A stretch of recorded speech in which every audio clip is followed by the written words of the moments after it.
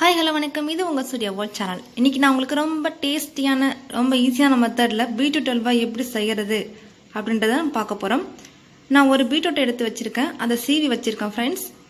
அதுக்கு தேவையானது முந்திரி பருப்பு, 1 கப் சுகர் எடுத்து வச்சுருக்கேன். நான் ஒரு கடாயை வச்சு அதை 2 ஸ்பூன் நெய் ஊற்றிக்கிறேன்.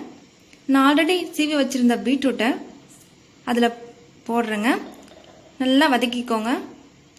பாருங்கள், இந்த மாதிரி வதக்கணும். அப்போ தான் இந்த பச்சை வாசனை போகும்.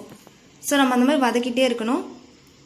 பாருங்கள், வதக்க வதக்க அந்த கலர் வந்து திக்னஸ் கொடுக்கும். அப்போ தான் பீட்ரூட்டும் ரொம்ப சுவையாக இருக்கும். அல்வா வந்து ரொம்ப டேஸ்ட் கொடுக்கும். இது வந்து குழந்தைங்களுக்கு ரொம்ப நல்லதுங்க. குழந்தைங்களுக்கு அல்வாலாம் ரொம்ப பிடிக்கும் இல்லையா? அதுவும் ரொம்ப டேஸ்ட்டாக இருந்தால் கேட்கவே வேணாம். நான் ஆல்ரெடி எடுத்து வச்சுருந்த 1 கப் பாலை அதில் மிக்ஸ் பண்ணுறேன். இப்போ வந்து அல்வா வந்து ரொம்ப டேஸ்ட் கொடுக்கணும் அப்படின்றதுக்காகவே நான் கொஞ்சமாக சால்ட் சேர்த்துக்கிறேன். இப்போ வந்து எக்ஸ்ட்ரா தண்ணியில் ஊற்ற வேண்டாம். அந்த பால்லே வந்து அந்த குட்டி வந்துக்கிட்டு இருக்கு. இந்த மாதிரி நல்லா சுண்டன விடணும். நல்லா சுண்டணும். பாருங்கள் ஃப்ரெண்ட்ஸ், நல்லா சுண்டிடுச்சு. நான் இப்போ இதில் எடுத்து வச்சுருந்த 1 கப் சுகரை இதில் போடுறேன்.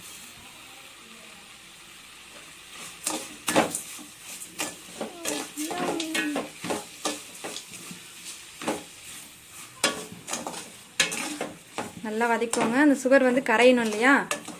இங்கே பாருங்கள், நல்லா அல்வா பார்த்து வருதுங்களா? ரொம்ப சாஃப்ட் பண்ண போல் இருக்கா? நான் என்ன பாருங்கள், பக்கத்து அடுப்பில்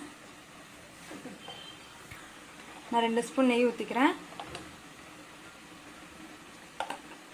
இதில் நான் எடுத்து வச்சுருந்த முந்திரியை இதில் வதக்கிக்கிறேன்.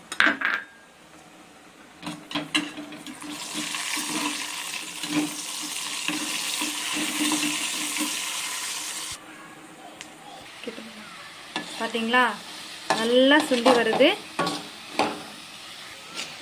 பார்த்தீங்களா, நம்ம எதிர்பார்த்த சுவையான